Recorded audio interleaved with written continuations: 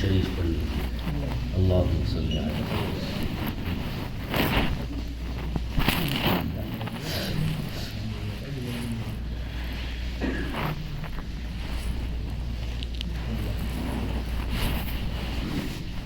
بسم اللہ الرحمن الرحیم۔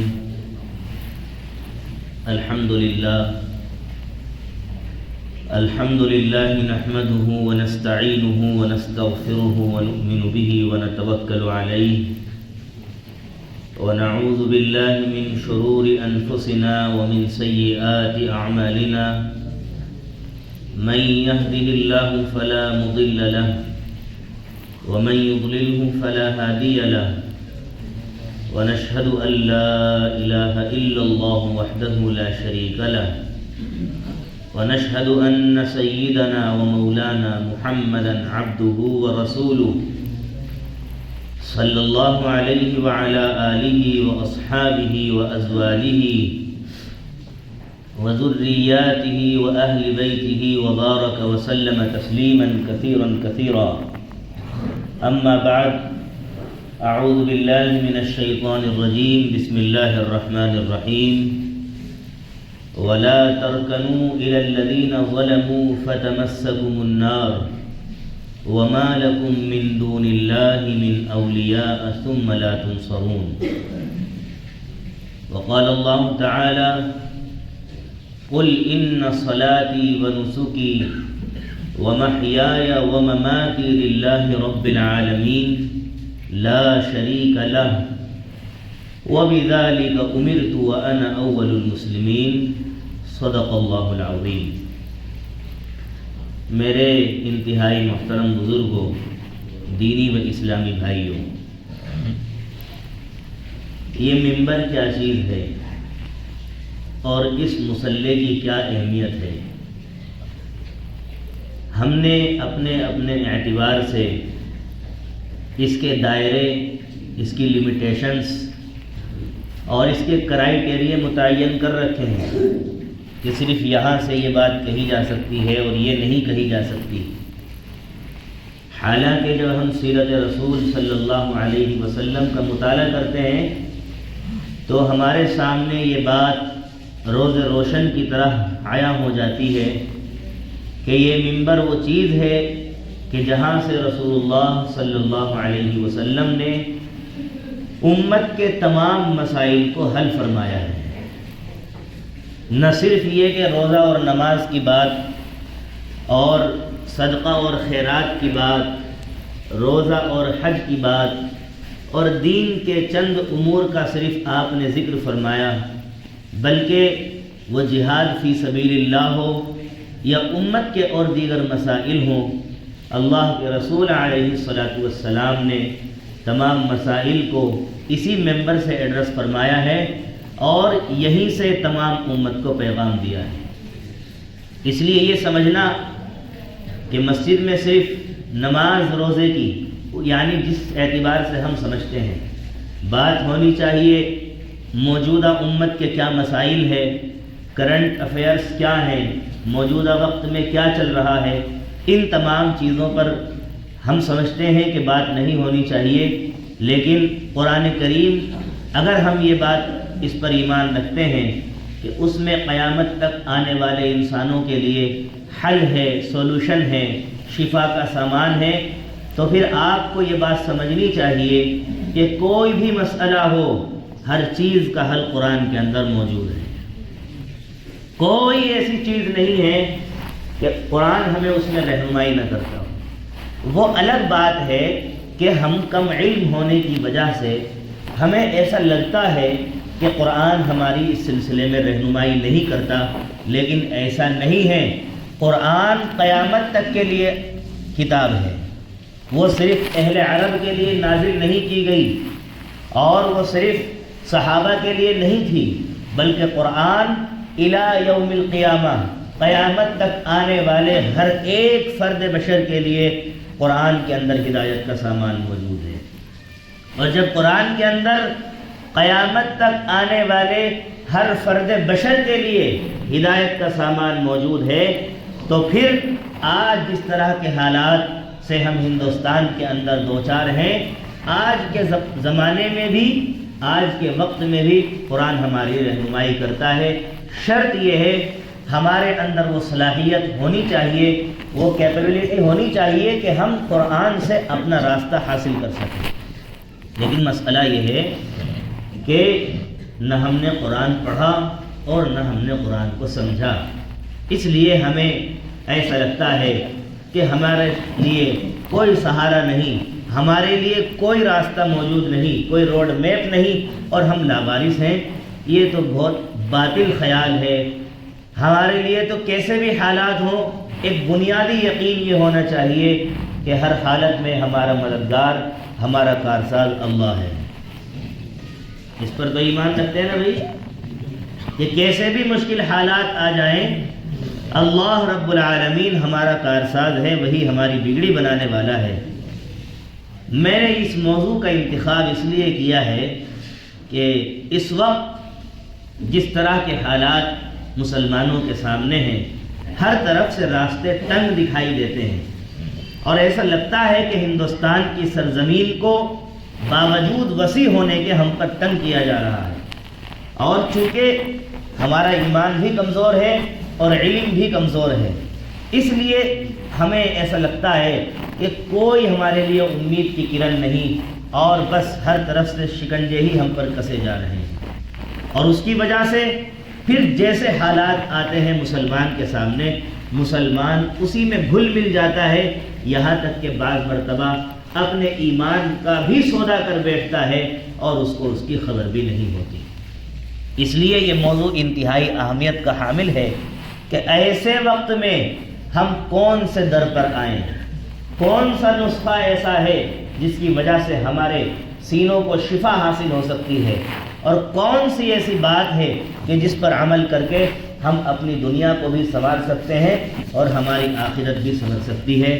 یہی آج میری گفتگو کا عنوان ہے۔ اس لیے ہرگز یہ نہیں سمجھنا چاہیے کہ ممبر سے صرف نماز کی، روزے کی اور زکوٰۃ کی بات ہوگی اور اس کے علاوہ ممبر کی کوئی ذمہ داری نہیں ہے۔ ممبر تو ہر حالات میں ہماری رہنمائی کرتا ہے۔ یہی وہ ممبر ہے جب انگریزوں نے ہمارے ہندوستان پر قبضہ کیا اور کسی بھی طریقے سے صورتحال ایسی نہیں لگتی تھی کہ ہم اس غلامی کے شکنجے سے اور پنجہ استبداد سے نکل پائیں گے، یہی وہ علماء ہیں جو بوریوں پر بیٹھ کر فتویٰ دیا کرتے تھے۔ حضرت شاہ ولی اللہ محدث دہلوی رحمۃ اللہ علیہ، حضرت شاہ عبد العزیز محدث دہلوی رحمۃ اللہ علیہ، جن کے قبر یہاں مہدیان میں ہے، دہلی میں، جو لوگ پنتھ ہاسپٹل کے پیچھے جو مہدیان ہیں، یہاں وہ اللہ والے مدفون ہیں۔ انہوں نے ہی جنگ آزادی کا فتویٰ دیا کہ آج سے ہر مسلمان پر انگریز کے خلاف جہاد کرنا حرام ہے۔ ابھی یہ بحث چل رہی ہے ہمارے ملک میں ایک لفظ کے اوپر، اور اس کو ایسا بنا دیا گیا کہ جہاد کوئی گالی ہے۔ ارے یہ تو ہمارے مذہب کا ایک انتہائی مہذب لفظ ہے، یہ تو قرآن کا لفظ ہے، اور اگر کسی مسلمان کو ایسا لگتا ہے کہ وہ اس لفظ کو بولنے کی وجہ سے اس پر کوئی آفت آ جائے گی، میں سمجھتا ہوں کہ اس کا مکمل قرآن پر پھر ایمان نہیں ہے۔ اللہ نے تو اس کا ذکر قرآن میں کیا ہے۔ مجھے بتائیے آپ، کیا آپ کیسے بھی حالات میں قرآن کی کسی بھی ایک آیت پر سمجھوتہ کر سکتے ہیں کسی سے؟ بھئی کیسا بھی گیا گزرا مسلمان ہو، چاہے نماز نہ پڑھتا ہو، شراب پیتا ہو، کیا وہ قرآن کی کسی آیت پر سمجھوتہ کر سکتا ہے؟ ہرگز نہیں۔ لہذا یہ سمجھنے کی بھی ضرورت ہے اور سمجھانے کی بھی ضرورت ہے۔ اب اس وقت مسلمانوں کی کیفیت کیا ہے؟ پہلی کیفیت مسلمانوں کی یہ ہے کہ مسلمان کفر کے آگے، طغیان کے آگے اور باطل طاقتوں کے آگے اپنے ہتھیار ڈالنے میں عافیت محسوس کر رہے ہیں کہ بھئی ہمارے بس کی تو کچھ ہے نہیں، اب ان کے جیسے ہی بن جاؤ، ہتھیار ڈال دو ان کے سامنے۔ یہ کہاں تک صحیح ہے؟ قرآن ہماری اس سلسلے میں کیا رہنمائی کرتا ہے؟ قرآن کہتا ہے وَلَا تَرْكَنُوا إِلَى الَّذِينَ ظَلَمُوا فَتَمَسَّكُمُ النَّارُ، تم لوگ ظالموں کے آگے ہرگز مت جھک جانا، ورنہ ہوگا کیا؟ فَتَمَسَّكُمُ النَّارُ، آگ تمہیں اپنی چپیٹ میں لے لے گی۔ کون سی آگ؟ جہنم کی آگ۔ وَمَا لَكُم مِّن دُونِ اللَّهِ مِّن أَوْلِيَاءَ، اور اللہ کے علاوہ کوئی مددگار بھی تمہیں نہیں ملے گا. ولا تنصرون، اور نہ کوئی تمہاری مدد کر سکتا. آج ہم یہ سمجھتے ہیں کہ اگر ہم اپنی مصلحت سے کفر کے آگے ہم ہتھیار ڈال دیں گے تو ہمیں اس جہان کے اندر سکون مل جائے گا. یہ بہت بچکانی سی بات ہے، باطل خیال ہے. کفر کے آگے ہتھیار ڈالنے سے کبھی سکون حاصل ہو ہی نہیں سکتا. آج حوصلے کی بات کرنے کی ضرورت ہے مسلمانوں کے بیچ میں، انہیں ڈرانے کی ضرورت نہیں ہے. مسلمانوں کو حوصلہ دینے کی ضرورت ہے. پہلے ہی سے مسلمانوں کے حوصلے بہت پست ہیں، اور مسلمان ایسی کیفیت میں اپنی زندگی گزار رہا ہے، وہ یہ سمجھتا ہے کہ دین پر چلنے سے اس پر نہ جانے کیسی کیسی آفتوں کے پہاڑ ٹوٹ پڑیں گے. میں آپ سے سوال کرنا چاہتا ہوں، بتاؤ کوئی بلال حبشی سے زیادہ کوئی موجود ہو یہاں جس نے تکلیف سہی ہو؟ ہے کوئی ایسی خاتون جس نے سمیہ سے زیادہ اسلام کی راہ میں قربانی پیش کی ہو؟ ہے کوئی ایسا جس نے خباب بن الارت سے زیادہ مصائب کے پہاڑ برداشت کیے ہوں؟ پھر آخر کیوں ایسی ہمارے اندر احساس کمتری ہے، اور کیوں ایسا ڈر ہے کہ جس کی وجہ سے آج ہم کچھ بولنا گوارا نہیں کرتے، اور بولنا تو دور کی بات، دین پر عمل کرنے میں، اپنے آپ کو مسلمان ظاہر کرنے میں کیوں ڈر محسوس ہو رہا ہے؟ اس بات پر تو یقین ہے یا نہیں کہ موت اپنے وقت پر آئے گی، اس سے پہلے نہیں آ سکتی؟ یہ ہمارے مسلمانوں کے وہ بیسک عقیدے ہیں، وہ ہمارے بنیادی عقیدے ہیں کہ کیسا بھی مسلمان ہو اور کیسے بھی حالات ہوں، دماغ اس کو قبول کر رہا ہو یا نہ کر رہا ہو، یہ چند جملے ایسے ہیں کہ انسان جب اس کو سنتا ہے تو اس کا ایمان پھر دوبارہ تازہ ہو جاتا ہے. اب یہ ایک جملہ ہے کہ موت اپنے وقت سے پہلے نہیں آ سکتی. تو بتائیے مجھے، اگر یہاں روزانہ بھی ملک ہندوستان میں یا جیسے اور غزہ کے اندر حالات ہیں، اس سے پہلے موت اپنے وقت سے پہلے آ سکتی ہے؟ سوال ہی نہیں پیدا. تو پھر آخر کار اتنا ڈر کیوں، اور کیوں مسلمانوں کے ایسے حالات ہیں؟ میں یہ نہیں کہہ رہا کہ آپ ڈرتے پھرتے ہیں، گلی میں سے نہیں نکلتے. میرا کہنے کا مطلب یہ ہے جس کیفیت کے ساتھ مسلمانوں کو جینا چاہیے، اپنی پوری شناخت کے ساتھ، پورے ظاہر کو دیکھ کر لگنا چاہیے کہ یہ محمد الرسول اللہ کا غلام ہے، آج وہ ہمارے چہروں سے، ہمارے کردار سے ظاہر نہیں ہو رہا ہے. بلکہ ہماری کیفیت کیا ہے؟ جب ہمارے بھائی یہ بچے اگر یہاں زینے پر کھڑے ہوا کریں، ان کو اوپر بھیج دیا کرو، شور ہونے سے بات میں خلل پڑتا ہے. اور آپ حضرات سے بھی گزارش ہے کہ اگر کوئی ایک آدھ بات بھی کرتے ہوں تو ذرا خاموشی کے ساتھ تشریف رکھیں، اس سے بیچ بیچ میں جو ہے ڈسٹرب ہوتا ہے. ہماری کیفیت کیا ہے؟ جن لوگوں کی بزنس ہیں، تجارت ہیں، وہ جب فون کرتے ہیں کسی غیر مسلم کو تو وہ اپنی تہذیب نہیں چھوڑتے، اپنا اثر نہیں چھوڑتے، بلکہ انہی کے رنگ میں رنگ کر وہ بھی نمستے اور نمسکار کے الفاظ استعمال کرتے ہیں. انہیں معلوم نہیں کہ اس کے معنی کیا ہے، اس کا مطلب کیا ہے، اور یہ کتنا خطرناک لفظ ہے. اور پھر اگر ان سے کہا جائے کہ بھائی آپ اس کو استعمال نہ کریں، ارے مولانا آپ کو کیا پتا، یہ بزنس ٹرم ہے، کنڈیشن ہے ہماری، ہم تجارت کرتے ہیں، ہم بازار میں رہتے ہیں، ہمیں پتا ہے. واہ جی واہ، ٹھیک ہے، آپ کو پتا ہوگا. میں نے جیسا کہ پرسوں بھی تفسیر میں عرض کیا تھا، ہر آدمی نے اپنے غلط کام کے لیے جھوٹی تسلی دل میں بٹھا رکھی ہے کہ جی کیا کریں، اس سود سے تو بچ ہی نہیں سکتے. جو بازار میں طوائف عورتیں ہیں وہ بھی یہ کہتی ہیں کہ جی ہمارا تو دھندا ہے، یہ کام ہے، اور وہ اس کو سمجھتی ہیں کہ ہم ٹھیک کر رہے ہیں اور ہمارے لیے تو یہ کام کرنا بہت صحیح کام ہے، ہمیں اس پہ کوئی گناہ نہیں ملے گا. ایسے ہی ہر مسلمان جو کچھ غلط کرتا ہے کہیں نہ کہیں اپنے ذہن میں ایک سہارا ڈھونڈتا ہے اور جھوٹی تسلی اپنے دل کو دیتا ہے. میں یہ کہتا ہوں، کیا یہ جواب خدائے رب العالمین کے سامنے دے سکتے ہو جو اپنے دل کو تم سمجھانے کے لیے دے رہے ہو؟ ہرگز نہیں دے سکتے. اگر خدا پوچھے گا کہ آپ نے اس شرکیہ لفظ کا استعمال کیوں کیا، نمستے اور نمسکار کا، یہ شرکیہ لفظ ہے خالص، تو کیا آپ اللہ کے سامنے یہ کہہ سکتے ہیں کہ یہ بزنس ٹرم ہے اور ہمیں تو ایسا کرنا پڑتا ہے؟ نہیں کہہ سکتے۔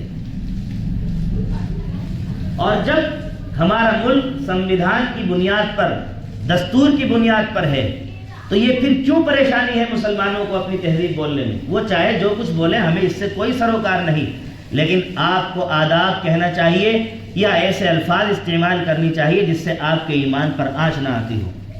ایمان سب سے پہلے ہے، باقی سب کچھ بعد میں ہے۔ اس کو ذہن میں بٹھا لیجیے، ایمان سب سے پہلے ہے، باقی سب کچھ بعد میں ہے۔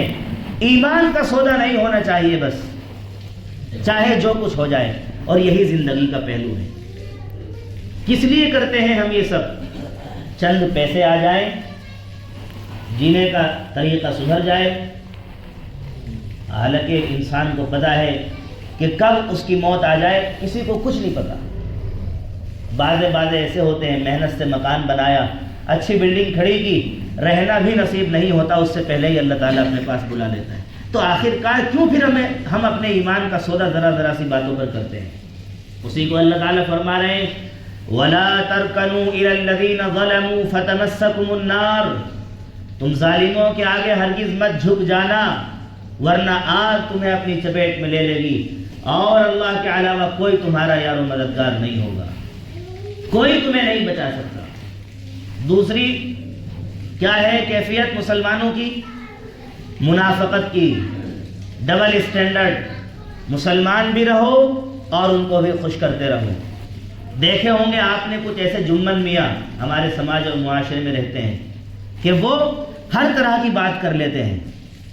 انہیں کوئی نعرہ لگانے کے لیے کہو، انہیں کوئی مطلب نہیں اس بات سے کہ اس میں کفر ہے یا شرک ہے یا اس سے ایمان ختم ہو جائے گا، کوئی مطلب نہیں، وہ بھی کر لیں گے اور نماز بھی پڑھ لیتے ہیں۔ ایسے لوگوں کو قرآن کہتا ہے یخادعون اللہ والذین آمنوا وما يخدعون الا انفسهم وما يشعرون، یہ سمجھتے ہیں کہ اللہ کو دھوکہ دے رہے ہیں اور مسلمانوں کو ہرگز نہیں، یہ صرف اپنے آپ کو دھوکہ دے رہے ہیں، یہ اپنے آپ کو دھوکہ دے رہے ہیں۔ اور ایسے لوگ صرف آج 2025 میں نہیں پائے جاتے، یہ لوگ تو رسول اللہ کے زمانے میں بھی پائے جاتے تھے اور مدینے میں رہتے تھے۔ وہ مسلمانوں کی صفوں میں شامل ہو کر نماز بھی پڑھتے تھے، لیکن جیسے ہی کفار کے پاس جاتے کیا کہتے تھے؟ انا معکم انما نحن مستہزئون، ہم تو تمہارے ساتھ ہیں، ہم تو ان کی مذاق لینے گئے تھے۔ یہ نہ سمجھا جائے کہ آج 2025 میں ہی اس بیان کی ضرورت ہے۔ قرآن نے تو اس چیز کو بہت پہلے محسوس کیا، اور مدینے کی آبادی میں رسول اللہ کی موجودگی میں ایسے لوگ موجود تھے جن کو منافقین کہا جاتا تھا، اور آج بھی اس طرح کے افراد موجود ہیں۔ ان لوگوں کو اپنے ایمان کی خبر لینی چاہیے کہ وہ کس دو راہے پر کھڑے ہیں، اور دو ناؤں میں، دو کشتیوں میں سوار ہیں، اور یہ مثل مشہور ہے، دو کشتیوں کا سوار کبھی بھی منزل تک نہیں پہنچتا، وہ ہمیشہ ڈوبتا ہی ڈوبتا ہے۔ اس لیے اگر اپنی کشتی پار لگانی ہے، دو رنگی چھوڑ کر یک رنگی ہو جاؤ، ایک اللہ وحدہ لا شریک کے راستے پر آ جائیے۔ منافقت سے کبھی بھی آپ کو کامیابی حاصل نہیں ہو سکتی۔ ہاں اتنا ہو سکتا ہے کہ دنیا کے کچھ دن آپ کے ٹھیک گزر سکتے ہیں، اور آپ کو ایسا لگے گا کہ میں بہت اچھی بہترین زندگی گزار رہا ہوں، لیکن خدا کے یہاں اس زندگی کی کوئی قدر نہیں ہے۔ خدا کے یہاں تو خالص عمل چاہے تھوڑا ہو لیکن پیور ہونا چاہیے، وہ صرف اسی کے لیے ہونا چاہیے، اس میں کسی قسم کی ملاوٹ، شک، شبہ کچھ نہیں ہونا چاہیے۔ خالص اللہ وحدہ لا شریک کے لیے ہمارے عمل ہونا چاہیے۔ اور اس کو اللہ نے قرآن میں کہا ہے، نبی آپ کہہ دیجئے ان صلاتی و نسکی، میری نماز، میری قربانی، و محیایا، میرا جینا، و مماتی، اور میرا مرنا، للہ رب العالمین، سب کچھ اللہ کے لیے ہے، لا شریک لہ، اس کا کوئی شریک نہیں ہے، کوئی عبادت کے لائق نہیں ہے اس کے علاوہ، وَأُمِرْتُ وَأَنَا أَوَّلُ الْمُسْلِمِينَ، اور مجھے اسی چیز کا حکم دیا گیا ہے کہ میں اپنے آپ کو مسلمان ظاہر کروں۔ یہ ہے ہماری زندگی کا فلسفہ۔ تیسری کیفیت مسلمانوں کی یہ ہے کہ ہر اعتبار سے، ہر آدمی اس وقت اس کوشش میں لگا ہے کہ بس دنیا دنیا دنیا، دین سے کوئی مطلب نہیں۔ آج یہ جو مسجدوں کے حالات ہیں یہ کہاں سے آتے ہیں؟ نمازی جمعے میں اتنے سارے، یہ 5 وقتہ نماز میں کیوں موجود نہیں ہوتے؟ آخر یہ 8 دن اللہ کا رزق نہیں کھاتے؟ باقی 6 دن اللہ کا رزق استعمال نہیں کرتے؟ اللہ کی ہوا میں سانس نہیں لیتے؟ اللہ کا دیا ہوا پانی نہیں پیتے؟ اللہ کی دی ہوئی نعمتوں کو استعمال نہیں کرتے؟ تو کیا صرف جمعے کی نماز ان پر فرض ہے؟ 5 وقتہ نماز میں یہ لوگ کہاں موجود ہوتے ہیں؟ اس کی وجہ صرف اور صرف یہ ہے کہ ہم نے نماز کو اپنی کنوینئنس کے اکارڈنگ، اپنی سویدھا، اپنی سہولت کے حساب سے سمجھا ہے۔ جب میرے دل میں آئے گا میں نماز پڑھوں گا، جب میرے دل میں نہیں آئے گا میں اس کو چھوڑ دوں گا۔ میرا دل کہے گا نماز کے لیے چل تو میں نماز پڑھوں گا۔ تو بتائیے آپ اللہ کی مان رہے ہیں یا دل کی مان رہے ہیں؟ قرآن تو کہتا ہے اَرَأَيْتَ مَنِ اتَّخَذَ إِلَٰهَهُ هَوَاهُ، کیا خیال ہے ایسے شخص کے بارے میں جو اپنے نفس کی اتباع کرتا ہو، اپنے دل کی خواہشات کی اتباع کرتا ہو۔ یہی آج ہم بھی کر رہے ہیں۔ سہولت ہوتی ہے تو نماز پڑھ لیتے ہیں، سہولت نہیں ہوتی تو نماز نہیں پڑھتے۔ اور عجیب افسوس کی بات تو یہ ہے کہ مسلمانوں کے ایمان کی پوزیشن اور ان کے ایمان کے لیول اور معیار یہاں تک گر چکے ہیں کہ اس طرح کی بات ان کے دلوں میں بھی سمجھ میں نہیں آتی، اور ان کو لگتا ہے کہ مولانا کہہ کیا رہے ہیں منبر پر بیٹھ کر۔ اور یہاں تک کہتے ہیں علی آپ تو پورا مولوی بنانا چاہتے ہو ہمیں، اور پورا دیندار۔ ہاں بھائی ہم مولوی ہی بنانا چاہتے ہیں۔ ہم تو چاہتے ہیں کہ ہر انسان قرآن سمجھے، ہم تو چاہتے ہیں کہ ہر انسان کی زندگی میں دین 100% آئے۔ ہماری تو چاہت یہی ہے۔ بالکل ٹھیک کہتے ہیں آپ۔ ہم تو چاہتے ہیں کہ قرآن جس مسلمان کے لیے ہے وہ اس مسلمان اس قرآن کو پورا کا پورا سمجھے کہ مجھ سے قرآن کیا کہتا ہے۔ یہ مولوی صاحب کی ذمہ داری نہیں ہے آپ کو بتانا کہ قرآن کیا کہتا ہے، یہ آپ کی ذمہ داری ہے سیکھنا کہ قرآن ہم سے کیا کہتا ہے۔ یہ قرآن صرف علماء اور حفاظ اور قراء اور مفتیان اعظام کے لیے نہیں ہے، یہ امت کے رکشہ چلانے والے کے لیے بھی ہے، یہ سبزی بیچنے والے کے لیے بھی ہے، امت کے ہر فرد کے لیے قرآن کریم ہے کہ وہ قرآن کو سمجھے اور ڈائریکٹ اس سے پیغام حاصل کرے کہ مجھے قرآن کیا پیغام دیتا ہے۔ یہ ہے کرنے کا کام۔ اس لیے اب یہ میں نے جو 3 کیفیات بتائی ہیں یہ تو ہیں وہ کیفیات جس کے اندر ہم جمع ہیں اور جس کے اندر ہم الجھے ہوئے ہیں، اور آخر سمجھ میں نہیں آتا کہ جائیں تو جائیں کدھر اور کون سا راستہ ہے جس پر ہمیں چلنا چاہیے۔ اللہ تبارک و تعالی کہتا ہے کہ ایک راستہ ہے جس پر تمہیں چلنا چاہیے۔ وہ راستہ کیا ہے؟ اللہ کہتے ہیں قُلْ إِنْ كَانَ آبَاؤُكُمْ، اے نبی ان لوگوں سے کہو اگر تمہارے آباء و اجداد ماں باپ، سن لیجئے ہماری پرائیویٹ لسٹ میں جو چیزیں ہیں نا جن کو ہم پہلے رکھتے ہیں، دین کو بعد میں رکھتے ہیں، ایمان کو بعد میں رکھتے ہیں، اسلام کو قرآن کو بعد میں رکھتے ہیں، کردار کو رسول اللہ کی سنتوں کو بعد میں رکھتے ہیں، اور کچھ چیزوں کو ہم پہلے رکھتے ہیں۔ اللہ نے ایک ایک چیز کا ایک مفصل آیت کے اندر اس کا تذکرہ کیا ہے۔ اللہ کہتے ہیں اگر تمہارے ماں باپ، وَأَبْنَاؤُكُمْ تمہاری اولاد، وَإِخْوَانُكُمْ تمہارے بھائی، وَأَزْوَاجُكُمْ تمہاری بیویاں، وَعَشِيرَتُكُمْ تمہارا پورا کٹم خاندان قبیلہ، وَأَمْوَالٌ اقْتَرَفْتُمُوهَا وہ مال وہ پیسہ جو آپ نے بڑی محنتوں سے کمایا ہے، جس کو تجوریوں میں آپ سمیٹ کر رکھتے ہو اور گن کر رکھتے ہو، اور زکوٰۃ نکالتے ہوئے بعض مرتبہ بہت بوجھ محسوس ہوتا ہے، وہ مال جس سے تمہیں سب سے زیادہ محبت ہے، وہ تجارت وہ بزنس وہ تجارت جس میں گھاٹا ہونے کا تمہیں ڈر ہے، تخشون کسادہا ومساکن ترضونہا وہ بنگلے وہ محلات وہ بلڈنگز وہ گھر وہ تمہارے بہترین عالی شان ایسی لگژری ہاؤس جس کو تم کہتے ہو، اگر اللہ اور اس کے رسول سے زیادہ تمہیں محبوب ہے تو خدا کے حکم کا انتظار کرو۔ دوبارہ سنیے، آباؤکم تمہارے باپ دادا اوپر تک جو بھی ہو سکتے ہیں، وہ ابناؤکم تمہاری اولاد، وہ اخوانکم تمہارے بھائی، وہ ازواجکم تمہاری بیویاں، وہ عشیرتکم اور تمہارا پورا خاندان، وَأَمْوَالٌ اقْتَرَفْتُمُوهَا، تمہارا مال، تمہاری تجارت اور تمہارے گھر، سب کچھ اگر اللہ اور اس کے رسول سے زیادہ محبوب ہے تو اللہ کے حکم کا انتظار کرو. واللہ لا یہدی القوم الفاسقین، اور اللہ ایسے لوگوں کو جو اللہ اور اس کے رسول سے زیادہ ان چیزوں کو سمجھتے ہوں، ایسے لوگوں کو کبھی ہدایت نہیں دیتا. یہ ہے کرنے کا کام. اس لیے ڈر خوف سے باہر آئیے. یہ پہلے بول گئی کیا آج؟ ڈر خوف سے باہر آئیے، اپنے آپ کو کشادہ محسوس کرائیے، حوصلوں کی بات کیجئے کیسے بھی حالات ہوں. عبرت لیجئے دوسرے لوگوں سے کہ وہ لوگ، وہ بھی ہمارے اور آپ کی طرح انسان ہیں. جو کھانا آپ کھاتے ہیں، جو پانی آپ پیتے ہیں، اس سے بھی کم درجے کا کھانا ان لوگوں کو نصیب ہوتا ہے، لیکن اپنے چھوٹے چھوٹے بچوں کی لاشیں ہاتھ میں لے کر نعرہ تکبیر اللہ اکبر کی صدائیں بلند کرتے ہیں اور ان کا ایمان اپنی جگہ مضبوط ہے. ہم پر ایسے حالات نہیں آئے اور آ بھی جائے. تمہارا ایمان میرا ایمان یہ ہونا چاہیے، اگر ہمیں توپ کے منہ پر دہانے پر باندھ دیا جائے، ایک لمحے کے لیے بھی اگر خیال یہ آ جائے کہ خدا کے علاوہ کوئی ذات ہے جو ہمیں مار سکتی ہے، موت دے سکتی ہے، تو اس زندگی پر لعنت ہے، بیکار ہے.